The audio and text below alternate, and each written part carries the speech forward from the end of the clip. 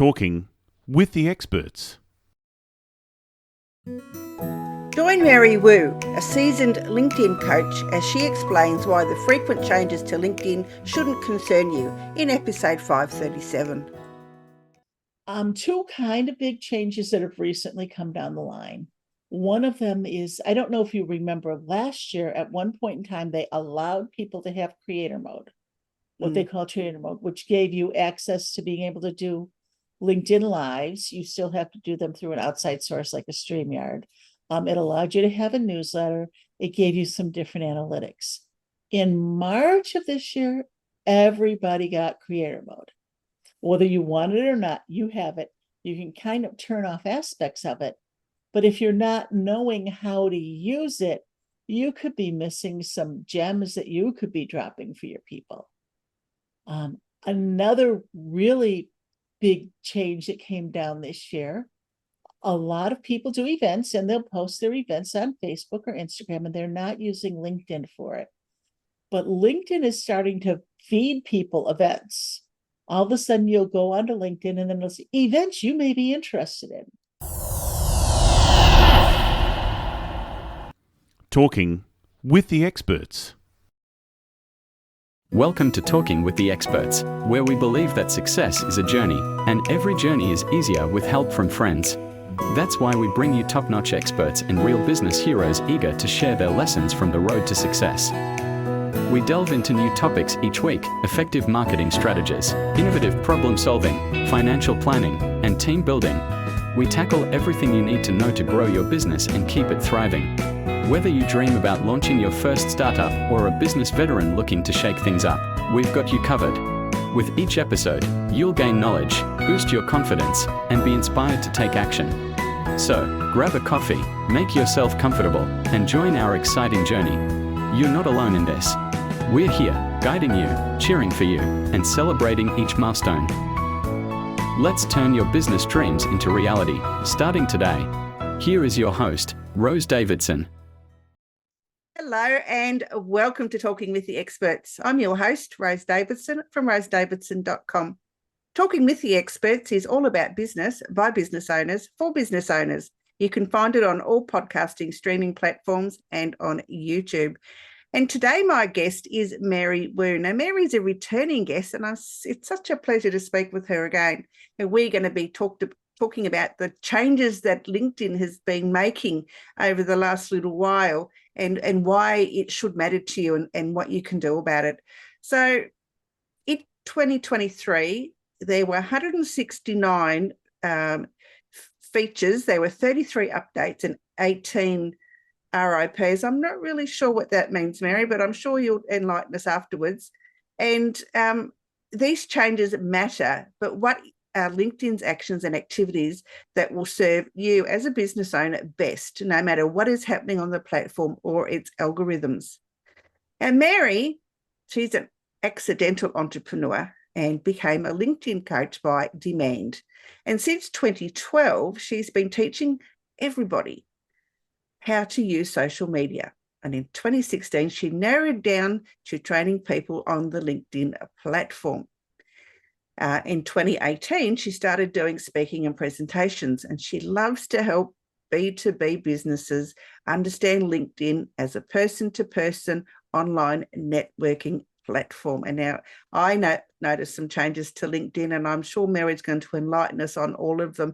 Mary, it is such a pleasure to see you again. Thank you so much for joining us on Talking with the Experts, and welcome. Greetings. Glad to see you this day. Mary, tell us about some of the changes that you've noticed since you've been working with LinkedIn, and why is it that we should know about them, and why should it matter to us? So it's interesting with the changes. LinkedIn's focus is earning money for LinkedIn, but some of the changes they do are kind of specifically to get more money out of users, and some do not help the user, and some do, but sometimes not knowing what the changes are really can not help your presence. So for example, very recently, they started putting a higher focus on video and a higher focus on short form video. When LinkedIn decides it likes something, it will give more attention to that format. And if you're not doing video and LinkedIn is loving video, then you're not getting quite the attention. However, not being on LinkedIn at all is worse. So if you go through and find that you're active and your audience loves what you're doing, you're in a good place. But if you're not taking advantage of it, then you're not in the best place that you can be. Yeah, I understand. I've noticed a difference in the algorithm in the last 6 months or so. And video, the short form videos that I put on there about the podcast episodes is getting more traction than if I were to put in an article or a short post or whatever. So I understand how that's working, but how can people use video? I mean, and you've said that use it to their advantage, but what is the best way, and how can they leverage that to progress that algorithm? Well, one of the interesting things is, of course, there is a big general algorithm, and then there's what your people want. So sometimes following what the big general guidelines are is useful, but sometimes going through testing and measuring and testing and measuring. I have heard that people do not like long form videos. And I know people that do long form video every week and have a great audience, because that's what their audience wants. They want a little bit deeper conversation. They want more information. So for her, that works really well. But for other people, it takes a long time to build that up. And for some people, depending on what your topic is, a 5-minute video is perfect. And for some people, it might be a 3-minute. However, when people are on LinkedIn, they're on there with an intention. I'm on LinkedIn for a reason. I want to learn something. I want to find a specific type of person. I'm doing research. And there's where you can get away with a lot longer video than you could on Instagram or TikTok. LinkedIn is not so much as a social media platform like Facebook. So you don't, necessarily post those memes or, short quotes or all those other things. It is a more of an information-based platform. And so, what are some of the things that we should be posting in lieu of the things that we might post on a more social basis on Facebook? LinkedIn is an attraction place. If I'm there, I'm looking for information. You have to give me the information that I want. You can't give me the information that you think might be interesting. So those quotes, some people love them and it's fabulous. And for other people, it's not attracting their audience. So one of the things we all need to remember to do regularly as business owners is actually go out and talk to our audience and say, what do you want? What are you interested in? What are your questions that I can answer? And I find that the people that are doing really well on LinkedIn are the ones that are giving freely of their knowledge, but then don't give all the knowledge. So it's like, this person is brilliant. What's behind the paywall? Yeah. But you have to give them what they need to know. You can't give them, I can't be on there saying, I did this, I did that, me, look at me, because nobody wants to look at you. They want to look at what they can get out of you. Yeah. And it's I understand that, because it is for business owners. It's a way for business owners to attract new clients. So I get that part of it. So, I think if we were more information-based, I think, rather than more social-based, I think that probably goes a lot better for your business. I mean, as you say, it depends on what type of business you've got. But yeah, more information-based. And yeah, don't give like an ad, though you can put ads on LinkedIn, of course, but, don't make it ad, give, a little bit of information and then, here's a link to learn more. But yeah, you're right. There's a paywall behind that, and nobody really wants that. They want the whole box and dice, don't they? Well, I don't know if you've ever listened to Amy Porterfield's podcast. No, I haven't. She's a popular podcaster here in the States. And my theory is if you actually listen to all of her podcasts that she's ever done, you'd have her entire programs in hand, but not neatly packaged in a box. But if you listen to them, you hear what value she brings, and you're like, I need more of that. But she gives a lot free on her podcasts. And I know some LinkedIn experts, Kevin D. Turner, he and his team, and I'm kind of part of that. We all look for things that are changing and hand them to Kevin, and he gives them out freely across the board, but a lot of people don't know where to find him. So the people that do know where to find him pass along what their audience needs. Yeah, that makes sense. Yeah. Yeah, and LinkedIn is a great place to find the information that your audience needs. It's kind of one-stop shopping. You can research and report. Yeah. So tell me about this, the 168 or 169 new LinkedIn features. I mean, I know that that's a lot, and I don't expect you to go through all of them, but if you could just go through a few of them, and the ones that we should be mindful of, and the ones, that would benefit business owners the most. Two kind of big changes that have recently come down the line. One of them is, I don't know if you remember last year, at one point in time, they allowed people to have creator mode, what they call creator mode, which gave you access to being able to do LinkedIn lives. You still have to do them through an outside source like a StreamYard. It allowed you to have a newsletter. It gave you some different analytics. In March of this year, everybody got creator mode. Whether you want it or not, you have it. You can kind of turn off aspects of it. But if you're not knowing how to use it, you could be missing some gems that you could be dropping for your people. Another really big change that came down this year, a lot of people do events, and they'll post their events on Facebook or Instagram, and they're not using LinkedIn for it. But LinkedIn is starting to feed people events. All of a sudden, you'll go onto LinkedIn, and then it'll say events you may be interested in. And it's like, oh, they want to share events out. And if you're doing events, they might share that out, and you might get in front of other people. So wow, why are you not using events on LinkedIn? I find I get a lot of traction from using LinkedIn for events because you tell people, and then they tell other people. I say, I'm doing an event. Somebody says, I'm going. Somebody else says, I should be there too. Yeah. So, and you said that there was 18 RIPs. So what are the things that have been lost, I guess?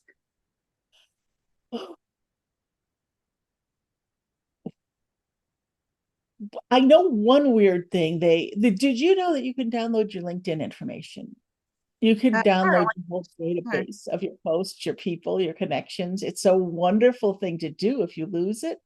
They didn't change they didn't change the fact that you could do it. They changed some of the routes to take to do that.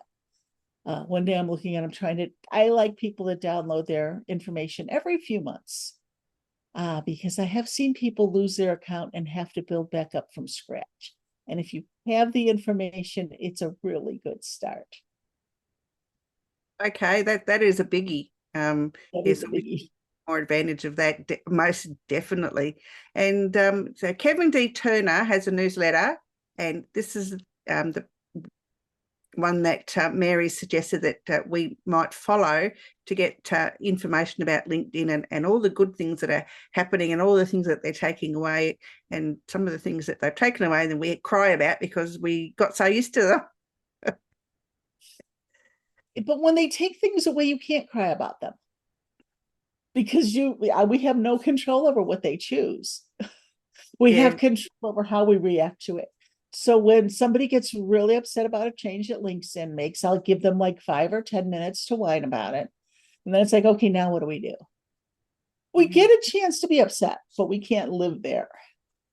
Yeah, I mean, I understand it. I suppose cry about it was not the sort of right thing to say, but, we get upset because they something that we've become familiar with has been taken away. And, quite often we're not told that it's being, discounted or discontinued. They don't have any one place where they put all their changes. There isn't like a click here for all of LinkedIn's changes. There's not that on Facebook. There's not that on any platform. You just have to be active and know what's coming and going. Yeah. Yeah. And I don't think a lot of people are using LinkedIn in the best possible way. I mean, if you're on it all the time and you're using it as your main source of social media connection, of course, you're quite aware of everything that's going on. But for those that don't use it often, sometimes some of the changes are quite a surprise. They're a surprise, and they reaching out to people, looking around. Okay, how do we get past this? That's one of my powers, is taking the deep breath, looking at what's changed, and trying to figure out what do we do now? Where's our next space to go? But people that aren't on LinkedIn all the time are also doing well. I know a couple of good LinkedIn coaches. One of them is a 15-minute a day person, and one of them talks about doing it in 20 minutes a day. It's possible, if you're up to date, if you know what's going on, and if you have a very good focus, to not spend all day on LinkedIn. But it's still good that if you're not spending all day on LinkedIn, to have a connection or two that does, so that when something goes sideways, you can go, what is this about? Absolutely. Now, you've got your profile, I guess, using terminology from Facebook, but you've got your profile where you keep most of your information and you do most of your posting. And then you've got the option to have a business profile. And I've got 3 business profiles connected to my personal profile. Is that a good thing to do, or not a good thing to do? That's one of those things that it's very individual basis. Are you willing to nurture a company page? Do you need to have somebody else managing some parts of your LinkedIn? LinkedIn does not allow people to log in as other people. They don't allow you to share an account. There might be ways around that. The only account I ever touch is my husband's, which is, same, basically it looks like the same IP address. Every now and then I'll touch that for him or something, or use it to figure out some things, but they don't allow that. But if you have a company page, you are allowed to have as many admins as you want, and they can do activities on it. And then you can share out from your company page. That's a good use of it. If you have employees, one of the things I love, I've worked with a few nonprofits, and for a nonprofit to have a company page and then have all their board members and their volunteers link back to that. I volunteer here, I have worked here, and also share all the information, because now the people that you know, plus the people that your board knows, plus the people that your volunteers know, they all are now getting this information. So that it could be a gold mine for nonprofits if they're working it well. Yeah, that makes a lot of sense, Mary. Usually I post to the company page, especially the podcast videos, and then I'll get the link and share it onto my personal page, so it still links back to the company page. So I sort of get it from both angles. So it works for me, and it just makes that little bit of extra work, but it doesn't take that much time, really. No, and if you plan ahead, you can figure out what your 15 or 20 minutes a day are and do it during that time. Now, the question that I asked earlier is, all these changes that have happened, in the last few months, why is it important that we stay on top of all of these changes? Actually, I would not say it's important to stay on top of all of the changes, but to be aware of them and pay attention to the ones that matter to you, because they've got a few different ways of getting income: Sales Navigator, Workforce. and changes hit all the different levels, but you may only have to worry about what's going on for your people, the B2B world. So they would have to worry about that stuff that matters to the organic, non-premium personal profile. That's where they're going to be focusing. And it's useful to know what you don't have to pay attention to. Like, okay, that happened, but that doesn't matter to me. Oh, that went away, but I wasn't using it anyway. Sometimes, though, they'll do things like they'll pull something because they want to pull people into their paying place. Like, you can't use that anymore, but if you buy this, you can still use it. And, okay, is that worth it? Yeah, especially if you're not using something that was free, there's obviously not a lot of benefit to pay for it. So just leave it in the paid version and, don't worry about it. Just move on and find something else. Yeah, I know a lot of people will come to me and one of the first questions I'll get is, should I get premium? And I'm like, do you know how much they give you for free? And are you using that? Once we get that set up, then talk to me about if we want to move to premium. But you've got to be using it. Otherwise, you're just throwing money into a bin because you're not getting anything if you're not taking advantage of it. Absolutely. Yeah, I agree with that totally. I mean, I have thought about reinstating my premium account, but I don't use half of the stuff that's available on the free stuff. So why would I pay for other things that I wouldn't use anyway? One of the interesting things, I don't know about in Australia, but I know here in the States, LinkedIn has one of the things that comes along with premium is what they call LinkedIn Learning. A lot of great stuff there.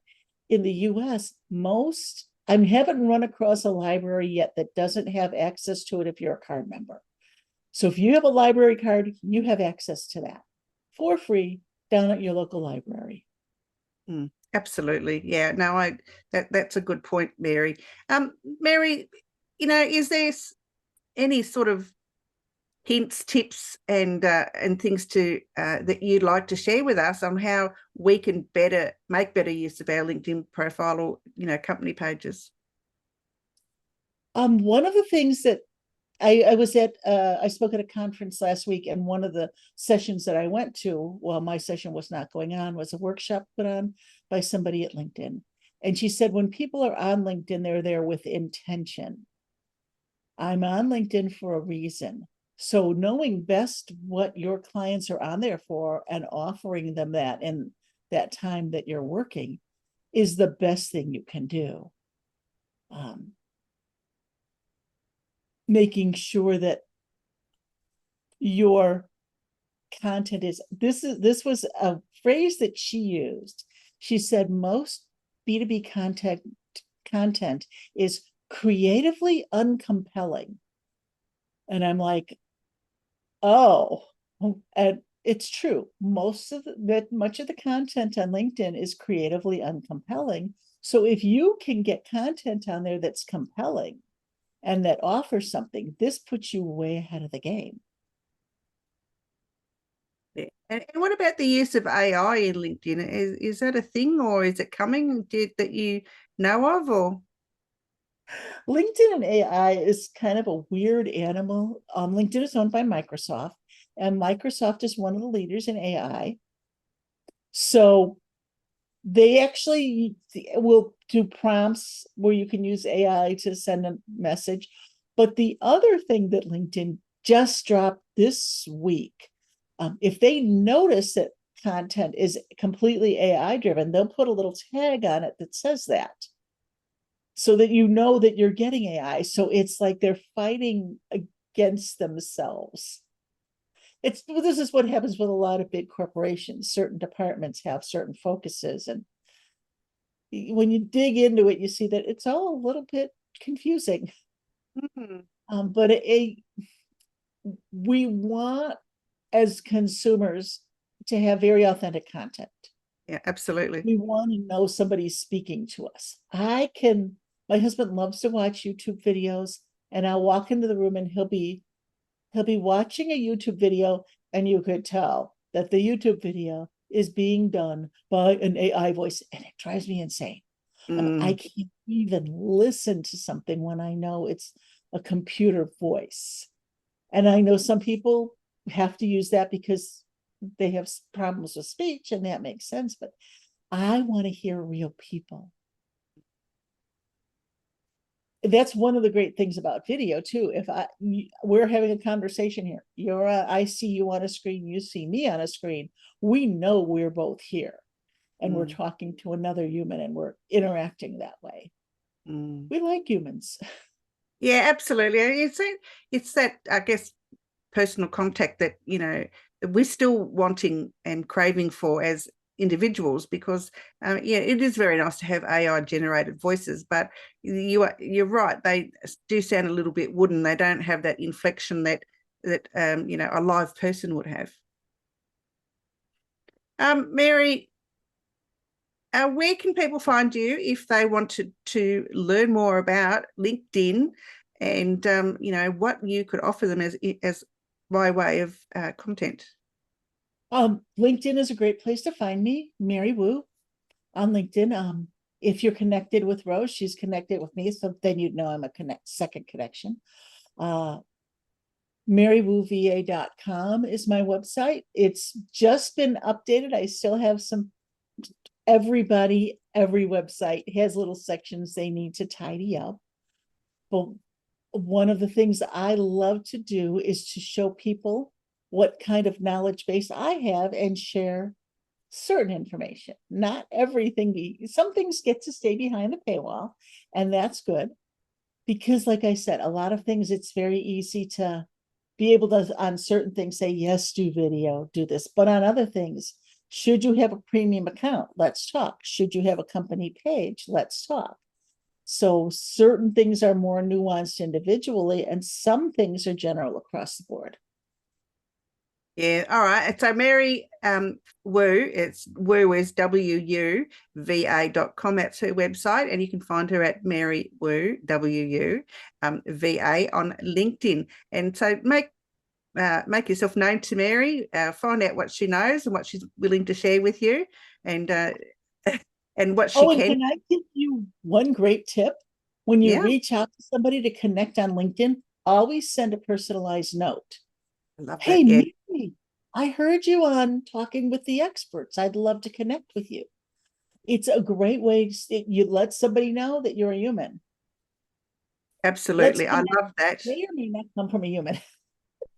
Now, I love that. That's because I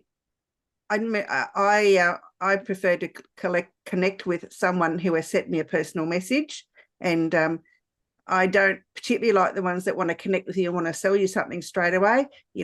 Warm the pot up before you get them to eat out of it, because honestly, I think it's really, I don't think it's appropriate to be selling off the first message. I think you want to get some communication going between you first, and before you start to sell them something. That's my view. I don't know how other people feel about that, but I do personally prefer a personal message when someone wants to connect with me, because I think it's just it's nice. It's just a nice way to do business. Well, it also comes back really well. A year and a half from now, somebody could connect with me because they listened to me on your podcast, and then somebody else reaches out to me. How do you know so-and-so? I can go back through the old messages and, oh, they connected me after a podcast guest interview. And then I know who that person is. There's somebody who's interested in building their business because they're getting great information from podcasts and they want more information. Absolutely. I totally 100% agree with that. Mary, if you were to offer any type of advice whatsoever to our listeners today, what might that be? I have a system that I kind of use with people. It's called an ACE system. Be authentic, be consistent, and be engaging. And if you're doing those things on LinkedIn, you're way ahead of the game, especially with content. 5 to 10% of people on LinkedIn are offering content. And a lot of that is creatively uncompelling. So if you can be one of the people that's on LinkedIn and creatively compelling, you are way ahead of the game. Absolutely. Thank you for sharing that. I think that's great advice. Mary, it's been a pleasure to see you again, and thank you for sharing your tips on how to to use LinkedIn and what we should be looking for and how we could, make it more compelling for our businesses. You are most welcome. Thanks, I Mary. love to see people build their business on LinkedIn. Absolutely. Great way to go. All right. Bye-bye for now. Bye. You've been listening to Talking with the Experts, hosted by Rose Davidson. Make sure you have a look at our back catalogue over at talkingwiththeexperts.com. And be sure to subscribe to our podcast so you don't miss out on any episode. We look forward to your company next time.